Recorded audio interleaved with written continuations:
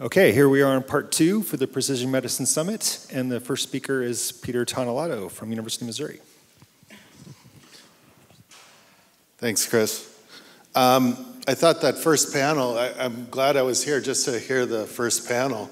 Did a fabulous job, and I noted 3 or 4 projects that I hope I can get involved with in the very near future. So there's been some statements about what precision medicine is, and I took the description from NIH's original, the idea of taking into account individual variability in genes, environment, and lifestyle. And that has been introduced in a number of the lectures this earlier session. It brings into the equation the whole big data scenario. And the big data scenario brings in complexity that cannot be addressed in the typical hospital setting and requires, therefore, a multidisciplinary approach, which is what we're talking about here. That big data and technology, as has been presented, and again, especially from our colleagues from Kansas City, can both introduce cost and reduce physician-patient interaction if you're not careful. And that's one of the primary barriers to precision medicine that we face today. It is not the discovery of new genetics or new technologies that's the issue right now. It's the introduction of those genetics, data, knowledge, information in the big data context. That's our largest challenge. And here in Columbia, the healthcare providers are focused on improved patient outcomes. And it's hard to get from big data and technology innovation to improved patient outcomes. And that's what I think we need to focus our attention on. And again, I think several of our colleagues from Kansas City pointed that out in some tremendous projects that they're talking about. So our challenge is implementing a disruption, an inherently disruptive big data paradigm in the context of precision medicine in a cost-sensitive and improved patient outcome manner. And I can't tell you how awkward that is for me to talk about. My PhD is in applied math. And when I was first told, oh, this technology has to improve patient outcomes, I thought, well, of course, what else would it do? Until you start thinking about some of the solutions that come from our technology side and how they mostly can very easily more disrupt healthcare than improve healthcare.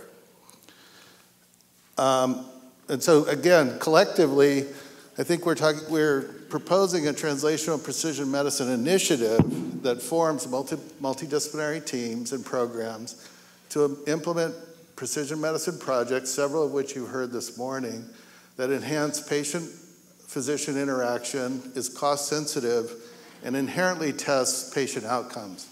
Does not mean that all technologies and all innovations are going to improve outcome, and we have to be willing to accept that likelihood or the possibility that they don't improve outcomes. The TPMC provides a platform and infrastructure to implement such an initiative and will accelerate the integration of UW system-wide discoveries, innovations, and technologies. And I take the point that that's a physical building that's located in Columbia, and yet we need to find ways to reach out and integrate with our colleagues at the other 3 sites. One of the examples that we have conducted at the Center for Biomedical Informatics is we worked across campus to demonstrate a very simple principle, one of the fundamental technologies that's used in precision medicine, and that is to take some DNA from a patient and render it down to the critical variants associated with clinical action. And that process is a simple 4-step process in a typical hospital setting. One collects a sample, sequences the individual, conducts the analysis, and then performs a clinical action. One aspect of what we did was to reduce the time of analysis. This was our technological innovation from 40 hours to 3, and then ultimately demonstrate in a forum just 2 months ago that it can be done by virtually anyone in 30 minutes for less than $10. We called that forum Compute Your Patient's Genome, and was held on April 23rd and 24th, and a collection of individuals from across the campus, from the quantitative folks to the animal sciences to physicians, trained a total of about 200 healthcare providers to actually compute a genome. In addition, we're looking at population-wide analysis, testing in an in silico manner, the value of introducing genetics in pharmacogenetics in particular, and determining which protocol is best for which collection of patients. And finally, I would like to end with just inviting you all to participate, not just in our TPMI, but in the Missouri's TPMI, and support the TPMC in the context of improving all. Thanks very much.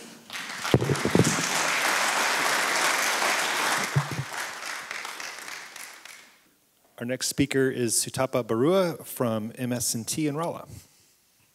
Okay, thank you. Good morning, everyone. Here is a picture of my cousin brother in his early 40s. He was diagnosed with cancer back in 2010. When the family heard the news, it was devastating. He went through a lot of chemotherapy and radiotherapy treatments and survived the cancer. However, he lost his health and weight due to fatigue side effects from his treatments. My youngest sister is a medical doctor in Australia. She was diagnosed with a solid tumor back in 2012. She underwent surgery to remove it. However, several years later, she was diagnosed with 4 solid tumors pretty much in the same part of her body. The cancer cells came back. Cancer affects all of us. According to the Cancer Statistics Report, 1 out of 3 people will be diagnosed cancer in their lifetime. It is responsible for 7.4 million deaths in the most recent years. Cancer can grow in any parts of our body. It survives and comes back even after treatments. The main mode of treatment is still chemotherapy. While chemotherapeutic drugs damage and destroy cancer cells, it still harms the surrounding healthy tissues. Toxicity is a big issue. There is a new mode of treatment called antibody-drug conjugates, where the chemotherapeutic drug molecules are chemically conjugated with antibodies.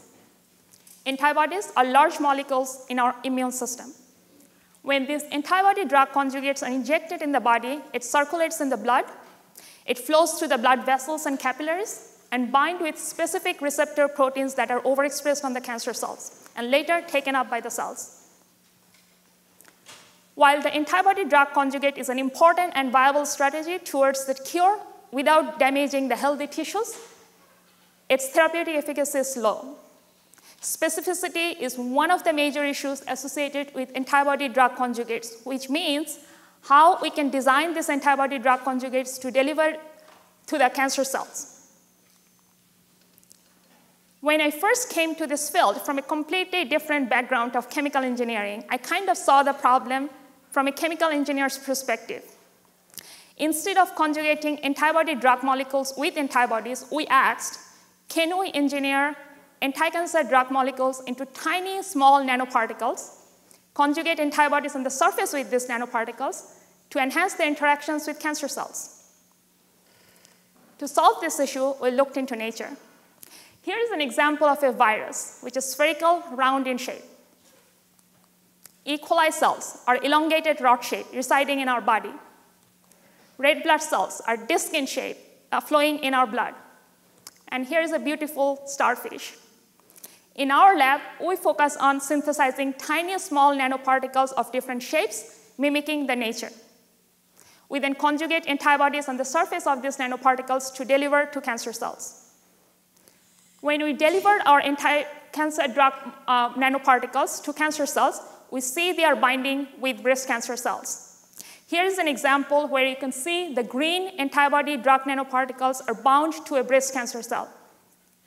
The antibody drug nanoparticles were not only good at binding, they were also taken up by the cancer cells. In this fluorescence microscopic images, red represents the antibody, the green is the cell nucleus, and the blue is the antibody drug nanoparticles. As you can see, the blue antibody drug nanoparticles are taken up by the cells sitting just next to the nucleus. We tested our antibody drug nanoparticles for their blood circulation time and distribution in different parts in mice animal models. As you can see, using our antibody drug nanoparticles, the blood circulation time was almost 4 hours, which was remarkable compared to any nanoparticles out on the market. We further tested our antibody drug nanoparticles for the treatment of breast cancer cells. On the left-hand side graph, the solid line represents the antibody drug nanoparticles. The dotted line is a control. As you can see, using our antibody drug nanoparticles, we could inhibit 60% of the breast cancer cells using a tiny dose of 10 micrograms per milliliter. We are fortunate to collaborate with Dr. Deepak Brewer, who is sitting in the audience today. His group does mathematical modeling to give us feedback on how much antibodies are needed to conjugate on the surface of these nanoparticles to deliver to the right cancer cells. And here why all this matters. We care for the most effective treatment for our cancer patients. Thank you, everyone.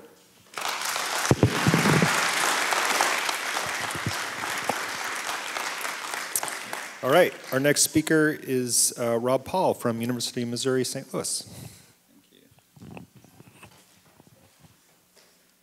Okay, so it's been noted that the baby boomer generation is on track to become the Alzheimer's generation. If we look at current diagnoses, it's a little over 5 million individuals in the US are diagnosed with Alzheimer's disease, and that number is going to grow to about 30 million by 2050.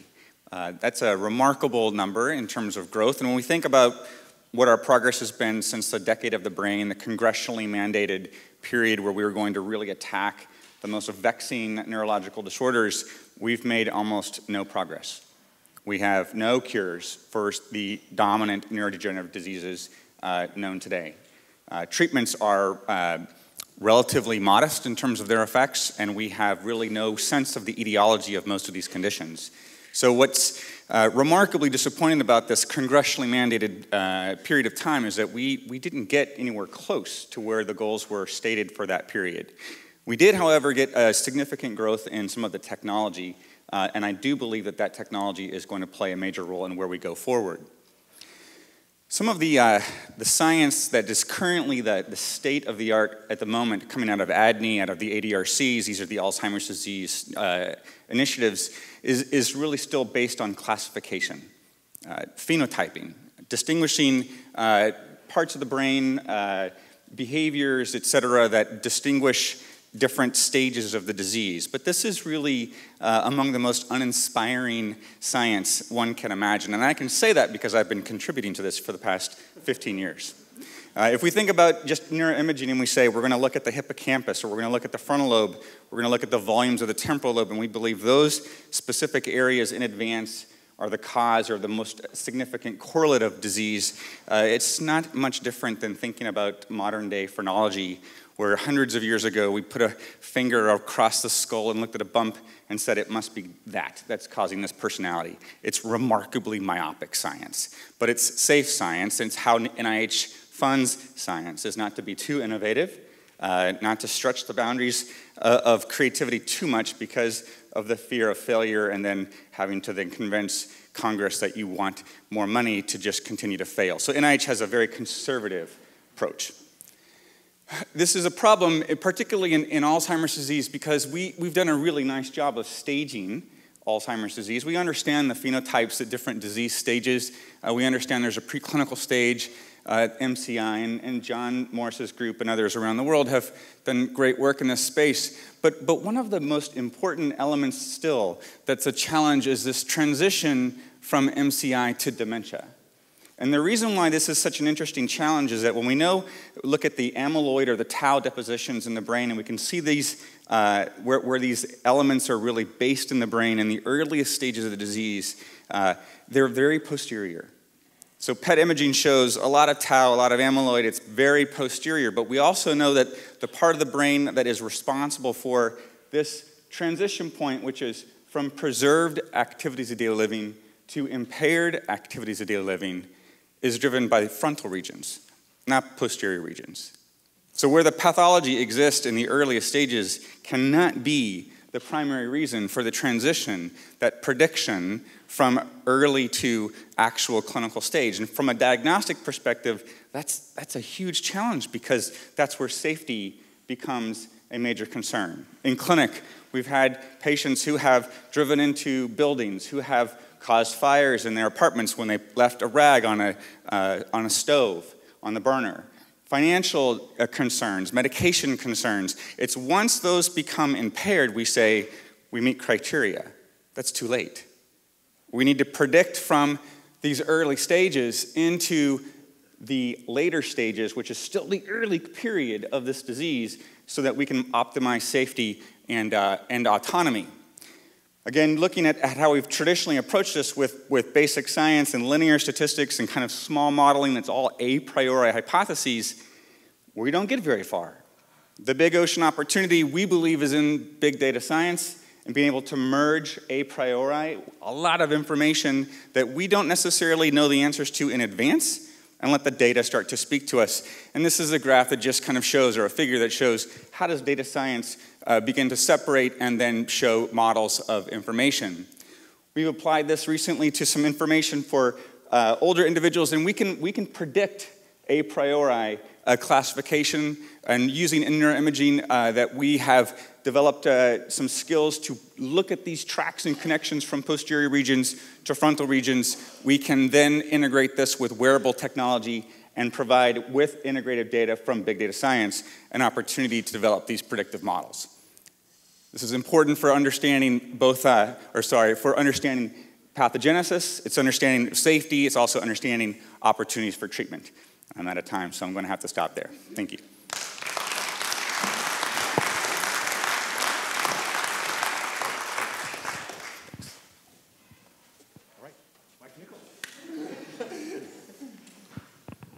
Fortunately, my colleague Rob Paul and myself didn't coordinate our slides. We're both from St. Louis, but I think it's going to work out pretty well.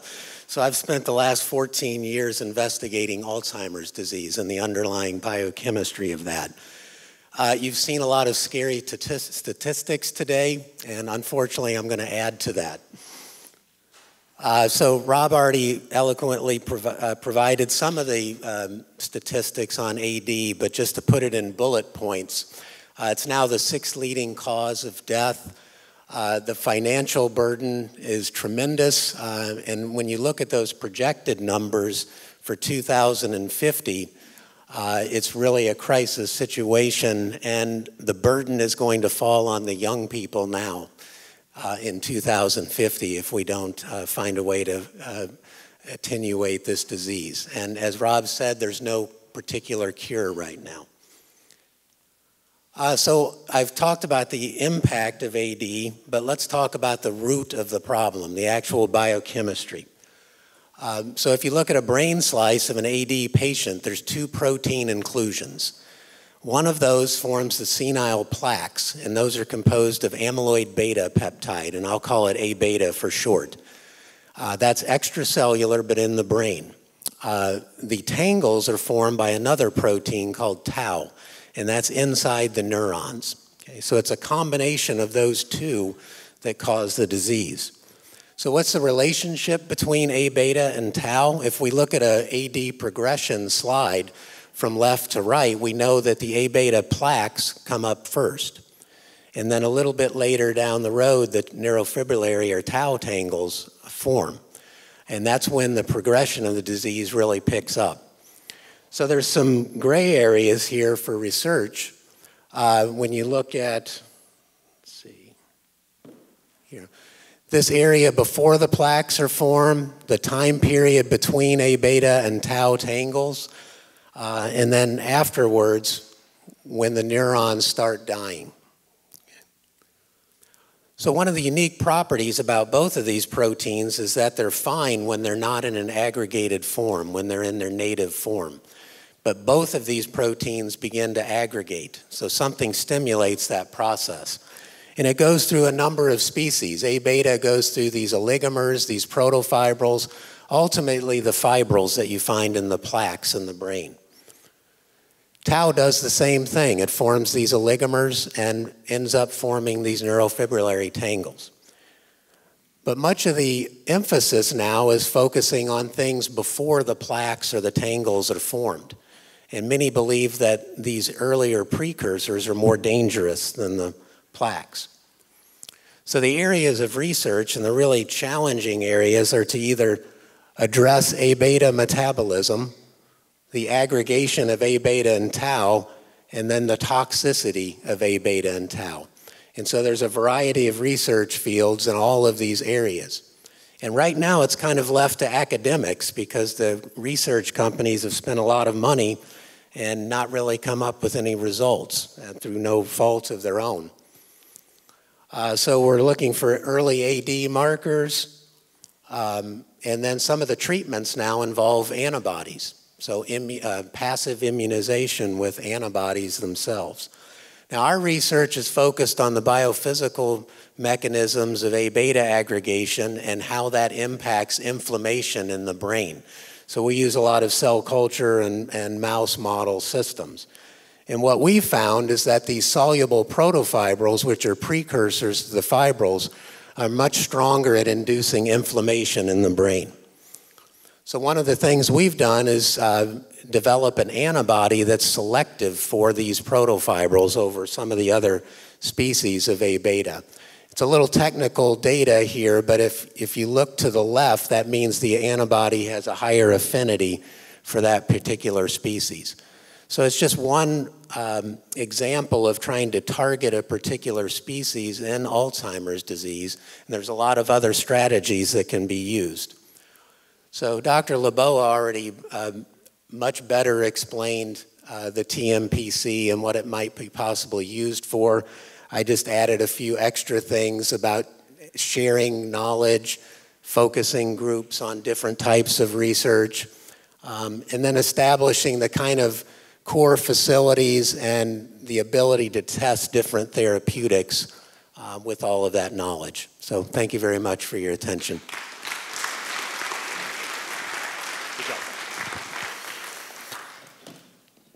Great. Our next speaker is Jamie Art from Psychological Sciences at the University of Missouri. Thank you all. So I have a 6-year-old daughter, and the other day she's staring at this big pile of Legos, and she looks up and says, I need a table so I can put all these together.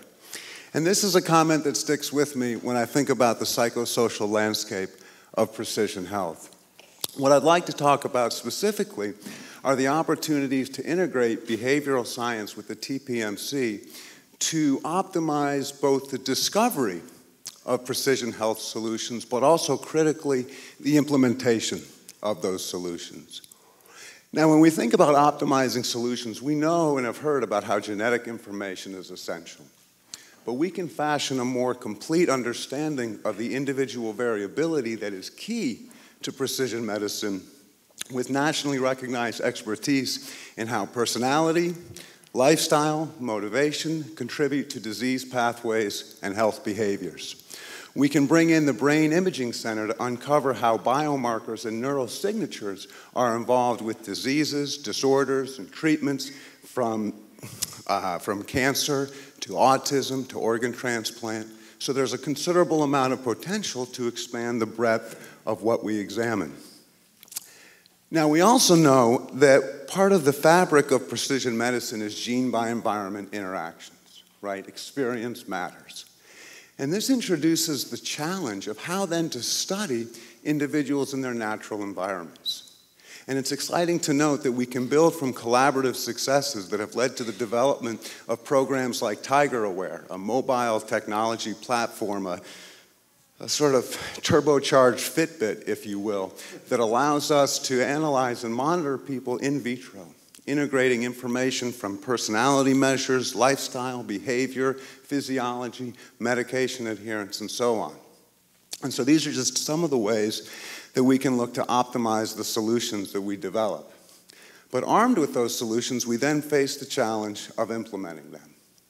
Okay, and here it is critical to communicate effectively with both the public at large as well as individual patients, right? We know, for example, that NIH's million-person, all of us gene sequencing initiative depends on public participation. Okay, and these are the issues that bring forward the importance of developing messaging strategies that get people to buy in. All right, that get people to overcome what can be the, at times, sort of big brother fears associated with genetically tailored medical treatments. All right, so critical here, as we've heard, is giving physicians the information to understand not just the disease, but the patient as well, their hopes, their fears, so we can maximally involve them in the decision-making process. All right, I can illustrate some of these examples with one pressing issue facing our state and nation.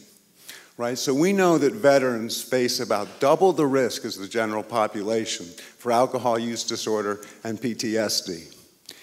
However, at least according to one study, over 60% of veterans don't want to know their genetic risk information. All right, so this is one type of barrier that precision medicine is going to have to overcome. And it is critical that we do so. It is critical that we work across the behavioral sciences, the VA, the School of Medicine, because we have collaborative solutions at our fingertips. Psychological Sciences is home to one of the national leaders in addiction research, and their work is showing a variety of ways we can develop the most effective addiction treatments, studying, for example, how risk environments and endophenotypes, personality traits like impulsivity, interact with genetic vulnerability to predict different treatment success. So for the veteran facing an alcohol use disorder, or among the many in our state caught up in the opioid crisis, behavioral science is positioned to help contribute to the solutions and then also the implementation of those solutions. So when we think about the potential of the TPMC, we see opportunities, and you've heard many of these themes, and I'll reiterate them here, opportunities to weave together currently distinct pockets of excellence to enhance not just precision medicine, but also holistic precision health. All right, this in turn can create rippling inspiration, collaboration across the MU system with treatment providers, with industry throughout the state, positioning us to collectively solve pressing societal problems. Imagine, for example, what we could do with addictions. Harnessing the consistent federal funding to psychology, about $16 million in the last 8 years, to foster partnerships across the system to position the university to be a leader with true translational impact. As my daughter would say, we have the Legos, we just need the table to build them.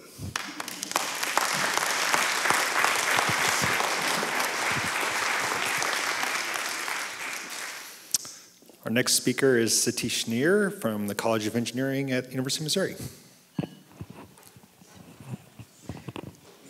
Hello. I'll talk about computational psychiatry, which is a National Institute of Mental Health initiative that started last year. That requires actually interdisciplinary collaborations between medical sciences, biological and psychological sciences, and the physical sciences, which includes engineering, physics, mathematics, and statistics. The gap. Current psychiatric diagnoses lack biological foundation. This is due to the sole reliance on DSM, which does not include any biomarkers. Other areas of medicine, such as cardiology and oncology, use biomarkers actually extensively. So perhaps for this reason, psychiatric medications are not specific enough for individuals, resulting in poor clinical outcomes. And this poses a huge and growing societal burden. It is actually a very difficult problem overall. So NIMH actually wants to challenge the community to foster novel biologically based computational framework to identify and validate biomarkers and novel treatment targets to help psychiatrists improve patient care. So they've put money on the table to do this. So what does this mean? By computational, the key idea is a computational framework similar to sort of pivot tables in Excel, if you will, which will integrate data from multiple levels of neuroscience, right from genes to neurons, pathways, and to behavior. So what we do presently is, you have biologically based models, which start with neuron synapses, basically build the brain, neuron and synapse up. And the reason it's done is to actually look for biomarkers. And it's a difficult process to build it bottom up. So you, at the same time, have a top-down approach, wherein you use artificial intelligence and machine learning models to take the voluminous data that you have. And again, the objective being use fMRI, all of this data to look for biomarkers, look for potential areas that biomarkers can be used. Right? Let me give you 2 examples of how such a framework might be useful. So the first one is, in this is an ongoing study, you'll see that a rodent has to make a decision between predator anxiety. There is a rodent in the cage here. When the door is opened, it has to seek this food pallet while it's scared of this predator. And the rodent has to decide whether to go for the food. And while that is happening, we are monitoring brain activity for the rodent. And you'll see there are lots of EEG-like stuff. Again, the idea is look for markers. Can we identify markers? Now, rodents are of different types. Some will go for the food, some may not. And this monitoring these markers will help, and our collaborators, they found that high gamma oscillations are probably important for this anxiety here, for rodent anxiety in this case. So where does the computational part come in? I didn't talk much about it. Previous speakers have talked about big data. You have this big data framework. If you want to do this in real time, you do need this framework and all its machinery here. So this is done, and then the idea is both for identifying the biomarkers as well as for designing interventions. The idea is, can you intervene in that rodent and make it go for the food? So that's the next step, and it's incredibly difficult. It is, why are we doing this? Well, this is one project. It's because there are unmet needs. There are folks doing this out there right now. You can see people put others under scanners. These are non-invasive stimulation techniques, but they have very poor efficacy. And IMH is keen on helping physicians improve this technique, actually. So these are model-in-the-loop interventions. Another exciting research, this is an MU-VA collaboration with Dr. Tucker and Dr. Sahota. I see Dr. Tucker is in the audience. I think Dr. Sahota is here too. So they'll tell you more about it. In this exciting research, it's known that lack of sleep affects anxiety and PTSD. What do we do? How do we provide quality sleep? So they're looking at optogenetically stimulating, the brain of this rodent in a region for melanin concentrating hormones to provide quality sleep. If I had more time, I'll show you the video wherein with that stimulation, you can induce sleep. So if you can induce sleep, that will help with anxiety and PTSD. That's a big message. Okay. And this, again, at later stages will involve big data analytics. Now, putting it all together, this is from a recent article, this picture, which has computational psychiatry in the middle. It involves all these omics, and the previous speakers have talked about it. It does involve stitching together all of this data, actually. And then ushering in this paradigm shift for precision psychiatry, wherein you could conceivably tailor-make, medications and for improving patient outcomes. This is an aid, then, for the physician. Again, this framework is applicable for other areas also, like addiction, autism, and all. These are exciting times with national and global initiatives related to neuroresearch and exponential growth in student interest in neuroscience. We are finding that. And growing neural industry. So we believe TPMC is critical for leadership in this area. So I'll leave you with this thought. Thank you.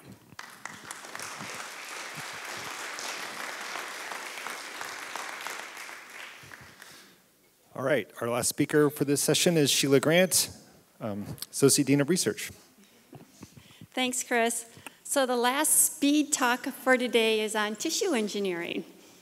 So tissue engineering is the science and technology of developing, growing new tissues or organs to replace diseased or damaged tissues or organs. And so it's really cool. You think about it. Can I grow a new limb or a new heart or whatnot and just go to Walmart and get some? But unfortunately, tissue engineering has not lived up to all of its expectations and promises. And one of the reasons why is essentially that there's a gap. Tissue engineering requires interdisciplinary research. It requires convergence type of research.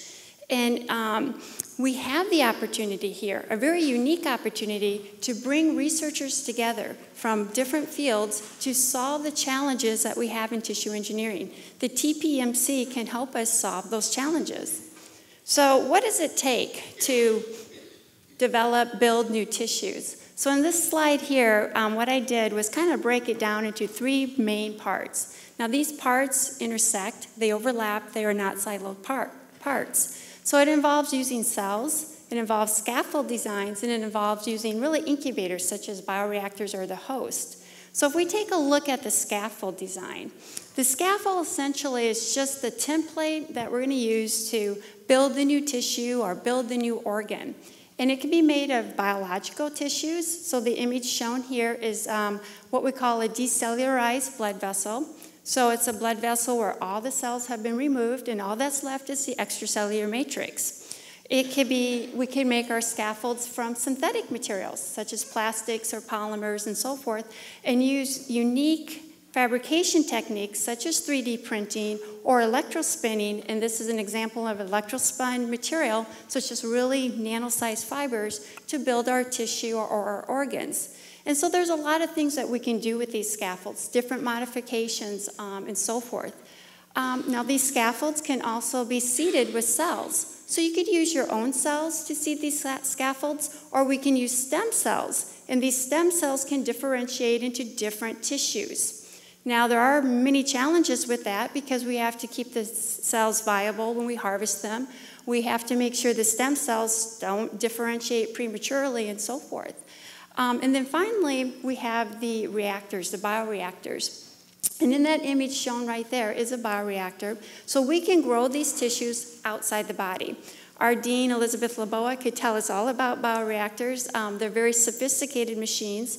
There's a lot of engineering that goes into those bioreactors in the terms of the pressure, the forces, the pulsatile flows in order to build these tissues. But we could also use our own bodies as the host to build these new tissues. So I'm going to give you an example of something that we're doing here at MU. As we all know, vascular disease, heart disease is a big healthcare problem. And our group has been working on tissue engineering blood vessels and vascular patches and so forth. So for our scaffold, we use blood vessels. What do you know? To grow a blood vessel. And we take out all the cells. So all we have left is that extracellular matrix. Now, in and by itself, this is no good. You know, if we tried to implant this into the body as a blood vessel, it would explode. And I'd probably get sued and who knows what. So we need to modify it. So this is the cool stuff. This is where we really get into our engineering in science. How can we modify this so that we can attract cells into that scaffold, that we can modulate cellular behavior so that maybe we can reduce inflammatory responses and so forth. So we modify it with gold nanoparticles. We modify it with growth factors and so forth. So now we got to test our hypothesis. Do these modifications help? And thank goodness we have great animal model researchers such as Dr. Prather, and we've used his green fluorescent pigs to take a look at our scaffolds to determine, did we recapitulate new tissue? Did we attract these host cells, which are fluorescent, into our own scaffolds so that we can start producing new tissue? And here we can see in our graph material, we see nice green fluorescence indicating to us that, yes, we are achieving the recapitulation of tissue. So in summary, the success of tissue engineering really is dependent on bringing a multitude of different researchers together with different backgrounds to attack these challenges that we have in tissue engineering. This could basically be all done with the TPMC. Now, there is a lot of economic benefits from pursuing tissue engineering, and I just want to show some of the benefits shown here. But like I said, in summary, it's really bringing researchers together to attack the numerous problems that we heard today in these talks. So thank you.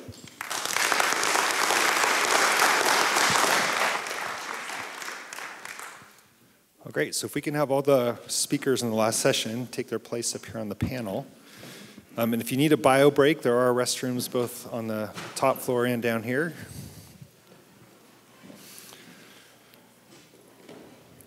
And if you have a question, please raise your hand. And looks like Scott Holland has got a question. I have more of a comment, not a question. So I really liked all the presentations. Very exciting, very neat technology.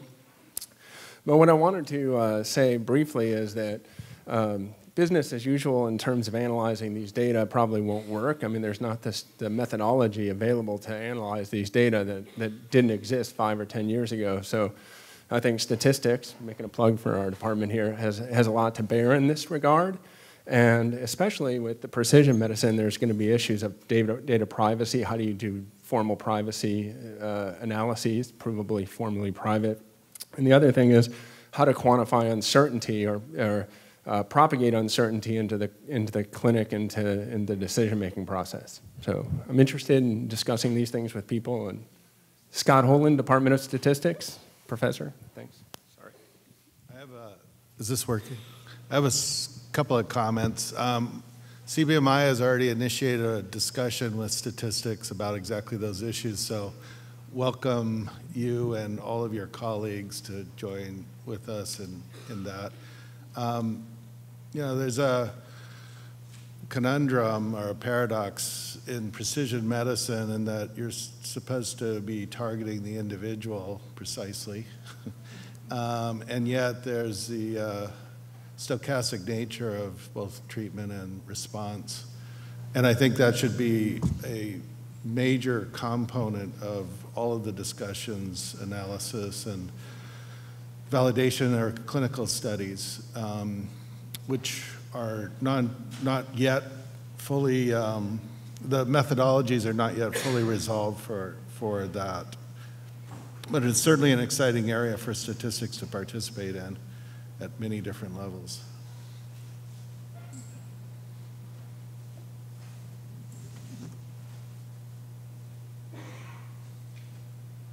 I'm speaking for everyone up here, too.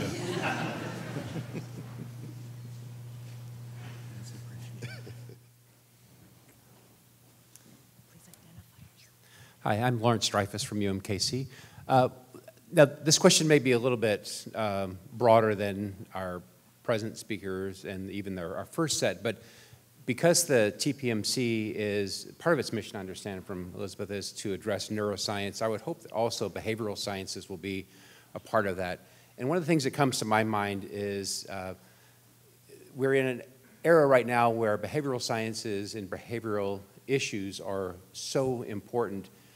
How do we approach that from a data analytics perspective? I mean, how can we use data to help as a predictive analytic for behavioral science issues, behavioral abnormalities, et cetera? I know it's a very sensitive and touchy issue, but it speaks right to the heart of precision medicine when we're talking about individuals. And I think the individual behavior is, I don't think anything addresses that so much as precision medicine, the power that they're in.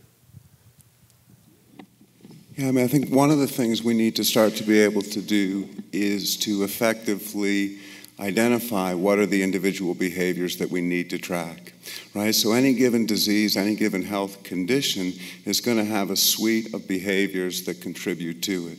So one of the initial steps is identifying that suite of behaviors and then figuring out how to track them over time.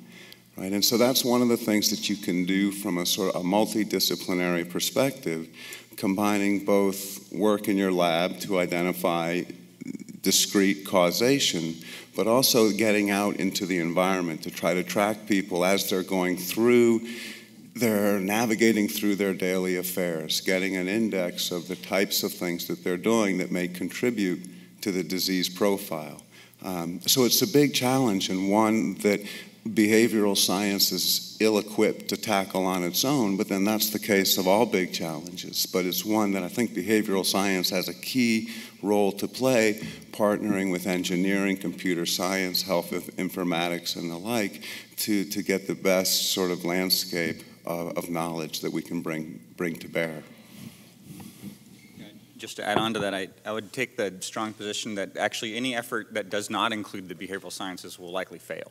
So if we look at success in HIV care, if we look at TB care around the world, if we look at adherence to cardiovascular medicines among individuals who've been hospitalized for cardiac care, a year after the hospitalization, adherence is very poor. It's about 30%.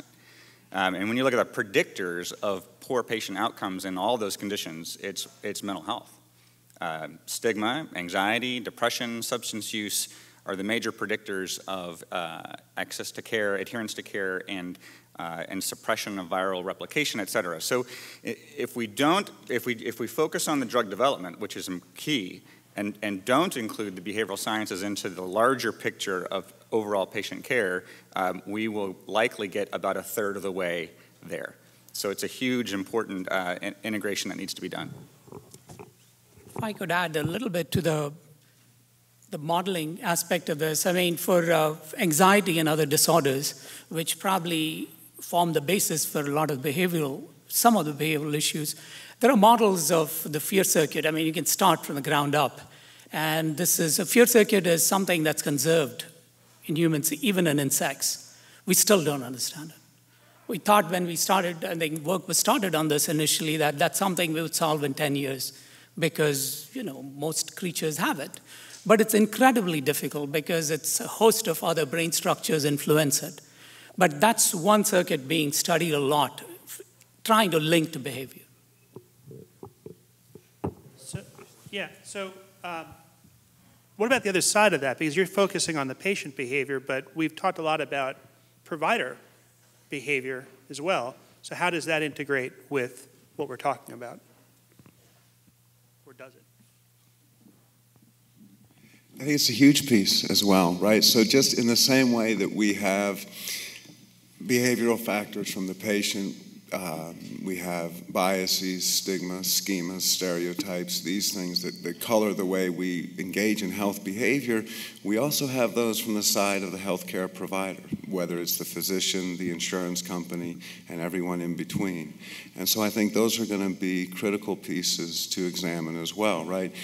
As you suggested, we can have the treatment, right? We can have the patient receptive to that treatment, but if we don't have the vehicle to deliver it interpersonally, it'll only go so far. A question up here. Hi, I'm Sarvika. I am a student. I had a question regarding mental health and psychiatry and the biomarkers. So I know that culturally in a lot of East Asian countries and even here, there's a large stigma around mental health. And a lot of people don't really believe in mental health around the world. Do you think that if biomarkers were found, this would diffuse the stigma and help people to get better care? Well, I think I'm going out of my expertise in saying this. But yes, that's where I think psychology will also come in. Psychology, probably Jamie can answer this better. There are issues psychologists are studying. That's the next level. I mean, if you construct a model of the brain and look at behavior, the next thing to look for is psychologists have been doing that for a long time. So can we explain that using models? I believe that'll come, but that'll require coordinated effort, closely working together with big data, modeling, psychologists, and clinicians, and I guess folks who can actually deliver the care. But I think so. I think it'll come. Question in the back. Yeah, Rebecca Johnson again, veterinary medicine and nursing. I want to say a big amen regarding the inclusion of behavior in all of this research. The NIH, after a technology assessment panel, indicated that all studies of disease and wellness and illness need to include variables assessing people's interactions with companion animals. Interactions with companion animals. These are behaviors. And at a time when we have an enormous problem with lack of physical activity and sedentary lifestyle-induced illnesses, we need to be looking very carefully at how we can muster these kinds of low-intensity interventions that can make significant impacts. I also want to make a comment about the question on mental health around the world. We have active programs in 13 countries. We work currently in Cambodia, we work in Africa, in multiple countries in Africa. And mental health is a global phenomenon.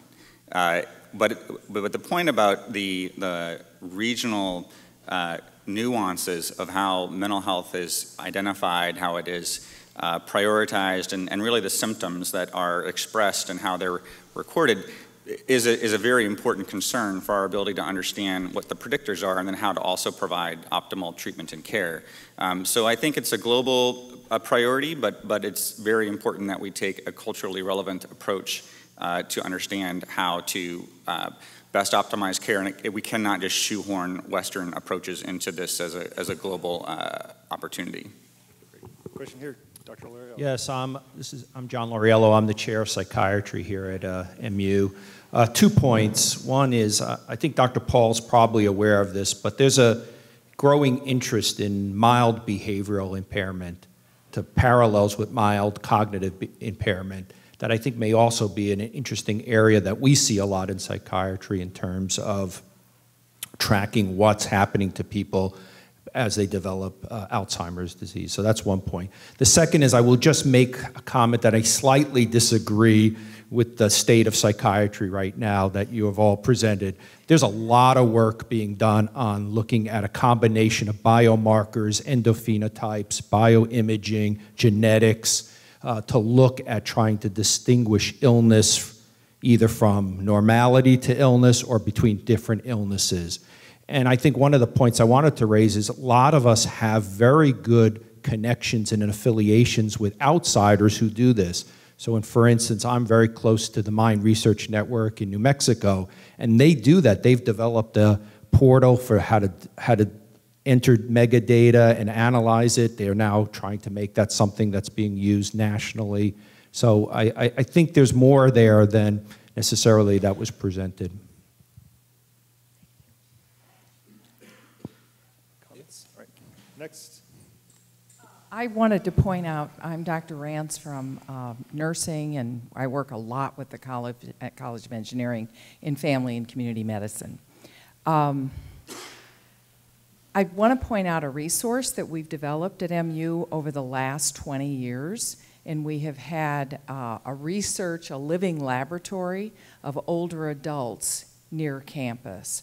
And it's been a collaborative project with lots of disciplines on this campus, a major effort for developing sensor technology to be able to predict and help people age in place, and to predict early illness onset and fall risk assessment and lots of other very real problems that if any of you have an older parent or a grandparent, you're facing right now.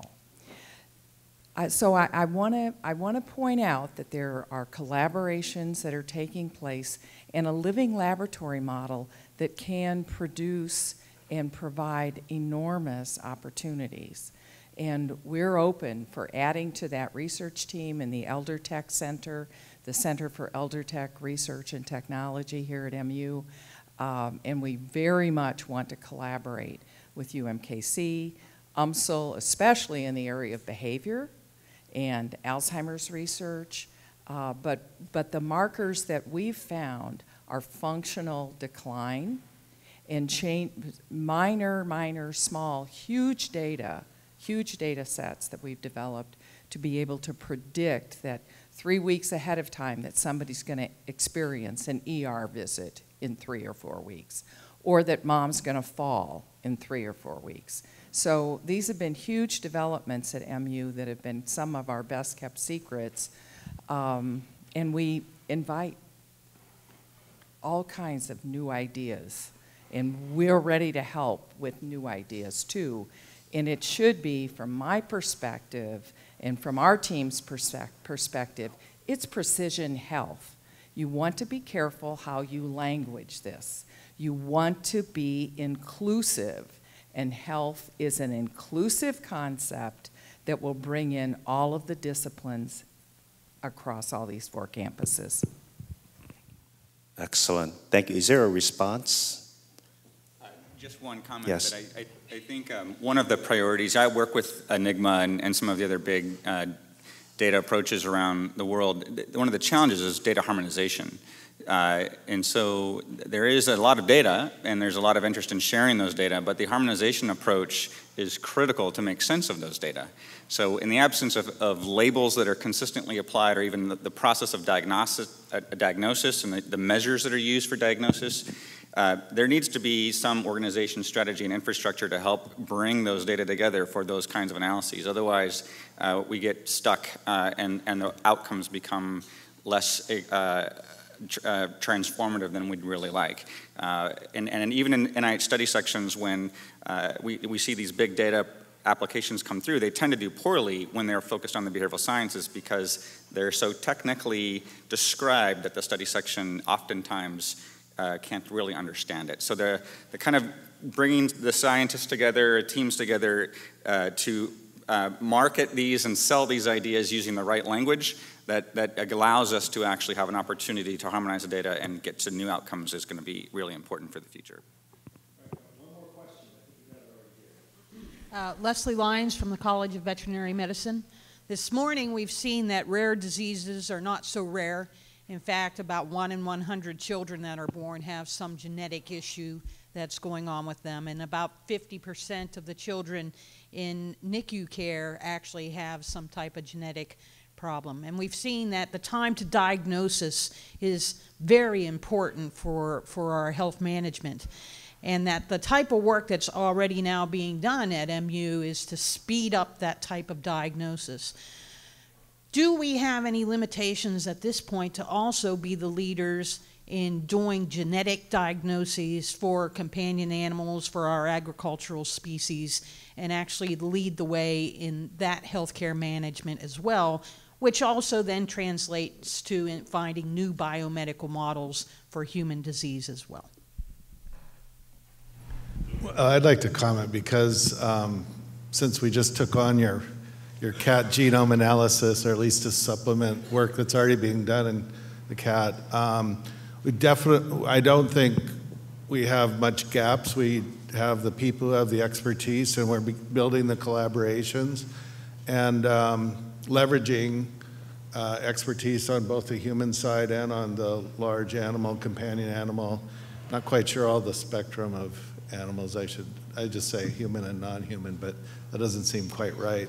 But yeah, I'm looking, I think not only can we take that on and want to take that on, but that the TPMC hopefully has its form or architecture in all sense such that it naturally leverages human activity, human research results, and new discoveries moving to precision medicine for companion animal and vice versa.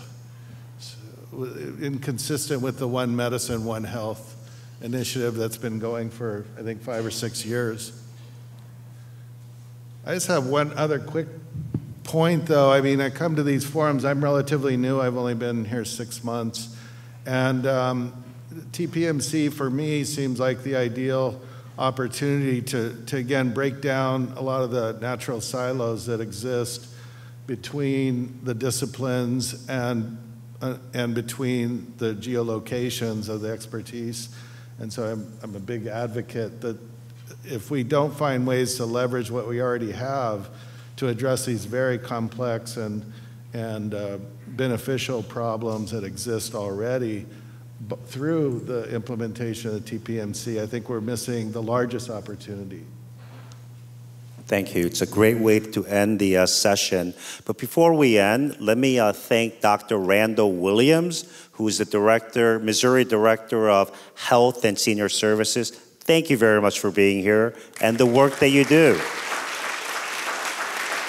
The organizers including Mark, Elizabeth, Chris, Sheila, as well as Jenny Parker, thank you. And also many, many thanks to the speakers who came from all 4 universities. Thank you very much for your participation. We really appreciate it.